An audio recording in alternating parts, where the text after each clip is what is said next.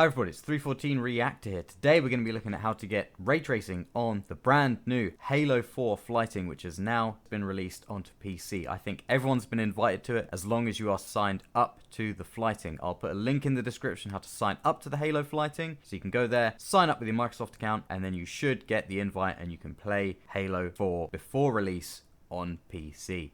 Okay, so the first thing you want to do is go to reshade.me, hit download, that'll take you to the bottom, download the very latest version of Reshade, which is 470. The link will be in the description to this. There's another link in the description which will lead you to get the Ray Tracing Global Illumination shader from Marty McFly. You need to sign up to their Patreon, which you can see here, and then that will give you access to their Discord, and on there you can then find downloads for the latest RTGI shader. Once you've got both of those, you need to find the installer for the latest Reshade, open that up, and then because we're on the Flighting, you want to go to wherever Steam is installed, wherever you installed the game, and go to Halo the Master Chief Collection Flighting, MCC, Binaries, Win64, so you just want to go to that location, and then select the MCC Win64 Shipping EXE, hit open. I usually select all the effects on this first selection and then just the defaults on everything else. Reshade will also automatically detect what version of the graphics API you're running. It should just set itself to 10, 11, 12. Okay, now that's installed, we can close that. And now you see there's now a Reshade-shaders folder in the binaries folder of the Flighting installation.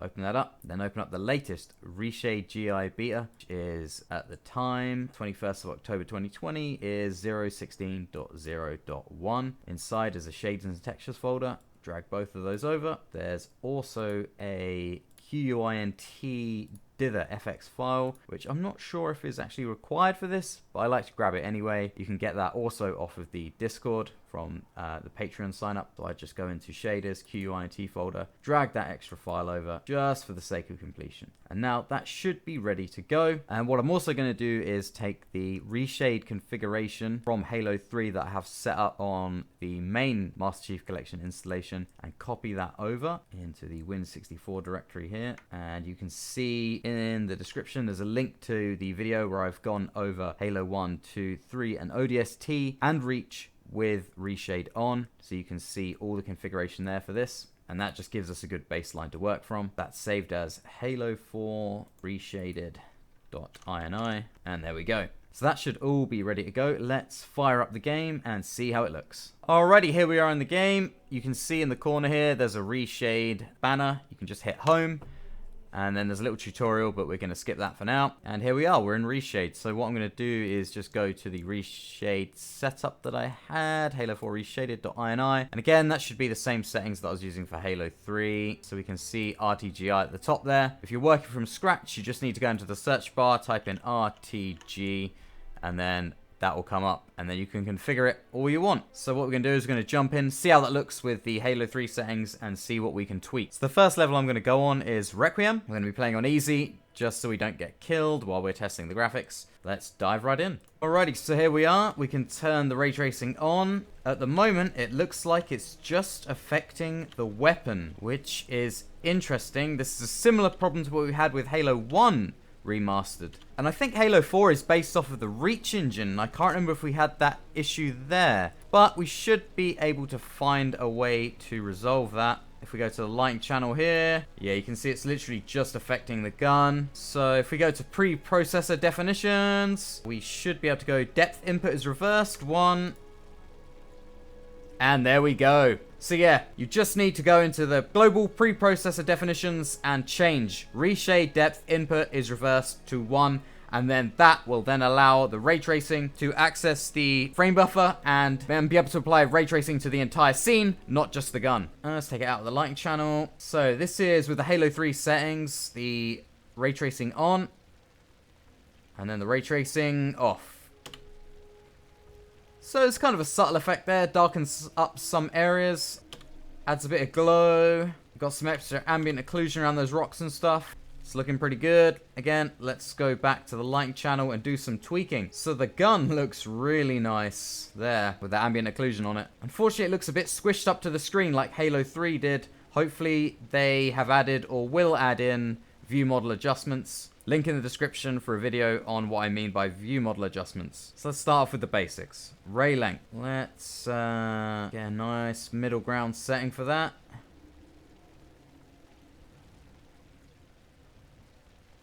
Probably around 16. Looks good for that one. That can vary between games, it seems. Amount of rays, we'll leave it 3, because if you crank that up too much, you get diminishing returns, but the frame rate dies. Steps per ray. Yep, let's keep that maxed out. Z thickness. So you can see there's kind of a shadow of the gun on the floor there, which isn't ideal. So if we just adjust the Z thickness just a bit, we can remove that shadow from the ground. And it looks like 28 should be good for that. Yeah, there we go. That's removed that shadow on the ground there from the gun. We've got precise light spreading, simulation of backface lighting, alternate intersection test. All of those you want on. So if we have a look at precise light spreading, if we turn that off, it's less obvious here, but you can see in this area up here, the light is just being spread a lot more accurately and more realistically due to the scene. Backface lighting, turn off. You lose quite a bit of the lighting there from these areas up here. And turn it back on. Again, much better, a lot of extra lighting. And alternate intersection test, if we turn that off. When it's off, everything looks a bit too sharp with the lighting. Doesn't look as good. Like these bits here, that bit there, just looks a bit too sharp. So we turn that on. Now, the frame rate, we're sat at 57 frames a second. If we turn all 3 of those off, that only gives us 1 extra frame. And I'm running on a Core i7 6700K with an RTX 2080, and that's only 1 frame of difference. So if you're running decent enough hardware to be running Reshade with ray tracing in the first place, you should pretty much turn all 3 of these on and just get those improved graphics. Fade out, start, end. I have the fade out end at max, so the effect is being rendered as far away as possible, which is exactly what we want. Ambient occlusion intensity is at 6. Again, this varies per game, depending on what works best. So let's have a little play around with it. With the alternate intersection test, cranking this way up actually still looks pretty damn good. So I'm going to go crazy on that one and pump that up to 10 and see what happens with that. Because if we pump that up to 10, you turn off the alternate intersection test. Ugh, doesn't look so good. But back on. And there you go. You can also see a little bit of light coming from the ammo counter there, which looks really cool. So let's play around with the bounce lighting intensity. Again, it's really tempting to crank it up to the top. I'm not going to do that. But I am going to crank it up quite high, 7.5. So let's go back to normal. I like to do all those adjustments in the lighting channel because you can see exactly what's going on. And then you switch back to the normal settings, and then there we go. I'm also running this at 4K. Let's turn the effect off. And then back on again. So what we've got is a lot of extra glow, and a lot of extra shadowing in areas, giving the scene a lot more depth, which is what we've come to expect at this point, especially in these upper areas here and there. You can really see that extra shadowing coming on. As you'd expect the light to be occluded in there. Also on the weapon itself. Just very, very nice. So let's move forward a bit and see what we can see. So we can see these rocky parts here as we turn the effect off. You can see there's a lot less definition within these spiked rock parts. And as we turn it back on, there we go. Much better. Really adds in darkness into there. And again, alternate intersection test really smooths that out, makes it look a lot better. The addition of lighting on the ship there as well, between the engines and the part where it intersects with the wall, really nice. You have to remember this game was made in 2012 as well, so any smoothing out of the lighting is going to be pretty good. And despite the fact I have the settings pretty high, this doesn't look excessive or that it's ruining the art style. It looks like it's working to complement it pretty damn well. Let's try this little inside area. Let's turn it off. And then back on. Yeah, I mean, look at the way the light is occluded around the cave there. Looks much darker, as you'd expect. Alrighty, here we go. So we've got the ray tracing on. You can see there's a bit of a lighting sort of error there and those bits on the cave. That's just where the bounce lighting is. Possibly a bit too high for this area, but it still looks good. So we're going to walk out and get that grand reveal. Oh, yeah.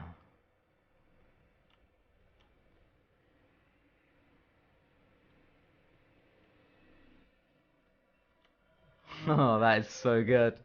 Unfortunately, the ray tracing probably isn't affecting these distant pylons. So if we turn the effect off and back on, yeah, it's just affecting the ground around us and the gun. But it still looks good. The lighting on the gun looks a lot better. And we're noticing what we always see with ray tracing is that it's adding a lot of ambient occlusion and lighting to the grass, which makes it look a lot better. Because with it off, it kind of has a flat kind of look to it. There's no shadow under the grass. There's no light bouncing up onto the grass. It doesn't look as good. Whereas we turn it on, and there we go. Really gives it that depth. Maybe the bounce lighting's a bit too high, making the grass a bit too bright. But I think given the overall art style of Halo 4, that looks a lot better. I mean, just, especially with those rocks as well. The effect off and the effect on. Just the extra shadowing around them. I'm pretty happy with this so far. Again, let's move on forward. So this area has some pretty good exposure and lighting, even with the ray tracing off. But we turn it on, and that lighting is accentuated. Because even with it off, you can kind of see it's kind of bright on the grass there and off the warthog wreckages. We turn the ray tracing on, it definitely seems to steer into that almost dreamlike kind of quality. And just adds that shadowing inside the ship around the warthogs. This is probably the best effect of RTGI I've seen in a Halo game so far. So let's have a look at the warthog here. This is with the effect off. And let's turn the effect on. See, this is possibly where the bounce lighting is a bit too high. But again, just makes the lighting look better. There's only a slight kind of effect of a bit too much bounce lighting on the side of the warthog. Other than that, it's shaded more underneath it. Bit more of a shadow there. The lighting on the wheels looks a bit better. The lighting on the chassis looks better. As I say, overall, that kind of overexposed look is really nice. And it also makes the scene look less flat, especially with it off there. You turn it back on. Just gives that scene a bit of extra depth. And on the Master Chief's armor there as well, you can see there's a lot more shadowing and detail being added in. Maybe I'll tone the bounce lighting down just a bit to 7. So this is with the effect off. Note the flatness of the warthog on the ground there and the flatness of the rocks in the background. And this is with the effect on. Much better. A lot more presence on this screen there. Really, really good. Again, let's move forward. So here we are at a bit of a bigger area. Let's hop out of the warthog. I've got these lovely water effects on the ground here. And now we're going to see how the effect works with hostiles and combat.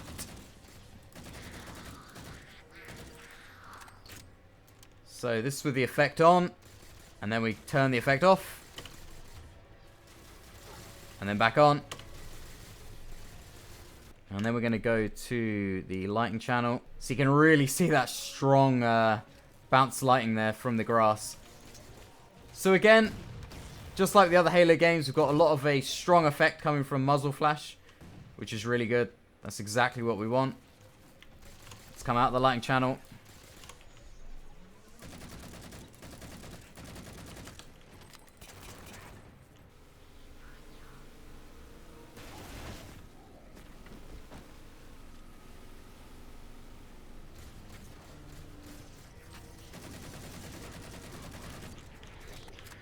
Very much helping steer into the overall look that Halo 4 was going for.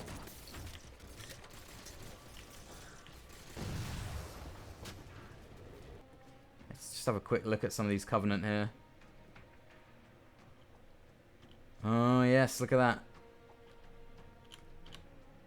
That lighting is so much nicer. The bounce lighting from the grass bouncing on him. The lighting just looks so much more smoother overall. And then of course you've got like a shadow under the body there. Again, making it less flat. And all that ambient occlusion on the grass really hides the fact that it's like 2D grass as well. That's with it off. And then back on. So, let's move on to another level. Let's have a quick look at the level Forerunner. So here we are in Requiem's core. This is where the lighting should get really, really interesting. Let's take a look at some of these textures. I wish we could have had just a little bit higher res texture. Anyway, so this is with the effect on. Let's turn the effect off. Shows an immediate improvement with the effect on. I mean, that blue sort of darker lighting and tone, and the shaded areas there in the corners.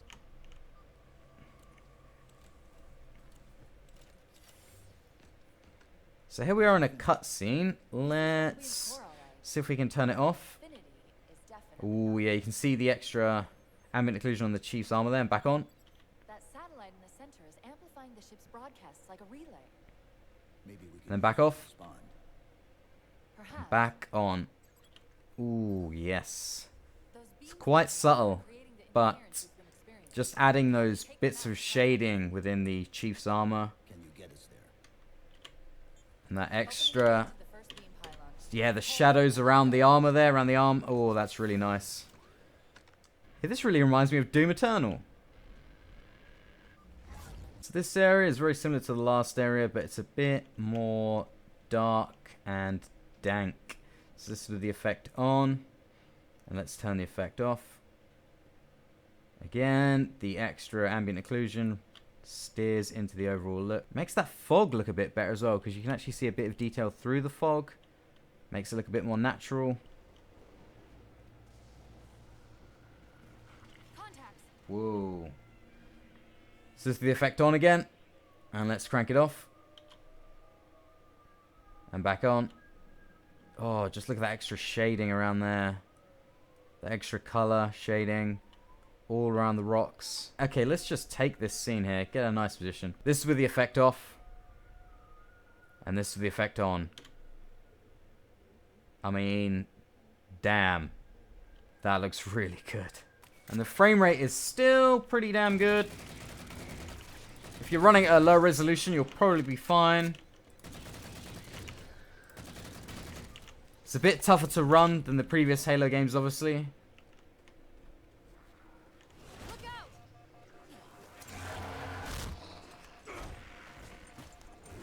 Well, he's just a ray of sunshine, isn't he? Edge of our sensors. We're about to get busy.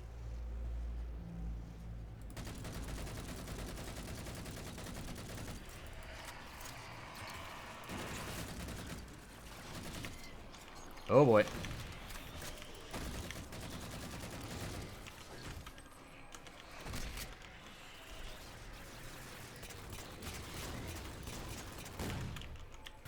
The more lighting and geometry that's going on, the better it looks overall. Yeah, that's Actually, a data probe. smoothing of the lighting, the extra shadowing, just So far, I've pulled multiple really strands enhances from the it. new ones So as let's move on to one last level. So we've had a look at Requiem, Forerunner. Let's have a look at Reclaimer. A bit more of a daytimey sort of scene, a bit more of an open area. Let's check it out. I will check out the other levels if there's enough interest in this video. But for now, this will be the final level. So let's dive in. So the characters are a vast improvement over Halo 3's. This with the effect on. Let's turn the effect off.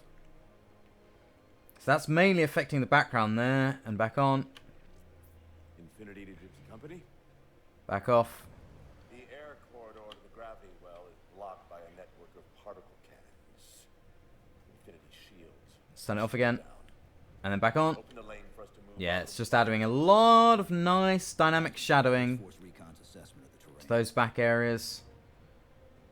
I know you've been off the field for a while, Master Chief, but this is a blow-through op. Sending in recon would just slow us down. Telemetry indicates the particle cannons are being controlled from a command post southwest of our position. Roll on that target and neutralize those guns. So the effect off, just very flat, Side, nowhere near as good lighting. take the gravity well. And the Chief's armor looks so much better with it on. I mean, damn. I don't know about you, but I usually like a little more intel with my intel. We'll make it work.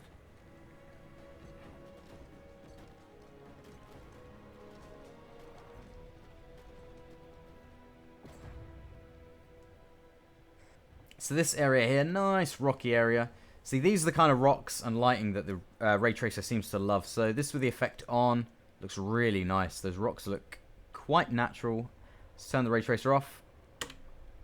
And yeah, that's definitely a downgrade. And back on. The foliage really enhances that look, makes it look a lot more natural. The extra smoothed out lighting overall on the rocks really helps make those textures look a lot more present and realistic. So the effect off, it's kind of just flat. You know, you can see what they're getting at. It's supposed to be rocks, but when you turn it on, it actually starts to look a lot more like rocks. So, let's move on and see what else we can see. So as we go through here, we get to the mammoth, I believe it is. So here you can see there's a lot of bounce lighting coming up on the wheels, under the arches. That guy down there looks maybe a bit too overexposed. So let's turn the ray tracer off. I mean, that works for me because the extra shadowing in those bits there and the fact that it is so bright. I mean, the sun's like, even the normal game is quite bright. With a bloomy shine coming off of him even without the ray tracer. And with it on, it's even more present. This inside area here, let's turn the ray tracer off. Another strength of the ray shader is really differentiating outside and inside areas by adding in lots and lots of ambient occlusion. So you can tell the outside is still very bright, but the inside has been toned down, but not in an unnatural way. Again, the lighting's very smooth. The transition in the lighting channel here, we can see everything that's going on. It's all very smooth. Still have the HUD kind of reflecting off the environment, which is a bit of a shame. I haven't found a way around that yet. This is probably a good example to show if we turn off those extra enhancements, precision lighting off, simulation of backface lighting off, and alternate intersection test off. Alternate intersection test is the real kicker here, because look at how sharp and unnatural those shadows look. And then you turn the intersection test on, and it just enhances it like tenfold. I mean, how much better does that look? How much smoother and more natural is that lighting? And it's like, what, 1 frame cost. Let's take a close-up look at Lasky here. This is with the ray tracer on. Let's turn the ray tracer off. The lighting there and extra shadowing works really well with the skin tones on his face. Doesn't quite make him look like realistic. It's still held back by the fact that it's a 2012 game. And I don't think there's any subsurface scattering going on with this skin. There might be, but with the ray tracer effect on, it almost gives that kind of illusion of subsurface scattering. So that was how to get ray tracing on the brand new Halo 4 Flight, which you can sign up for right now and test. I think we're going to leave it there for now. I think this has been really successful, and I'm very happy with how the ray tracer complements Halo 4's style. So, thanks for watching. Please do like and subscribe. Tick the little bell, it really helps the channel out. I've always got new tech and video gaming stuff. Keep an eye out for hopefully a Halloween special tech project coming up. Hope everyone's staying safe, and I'll see you in the next video.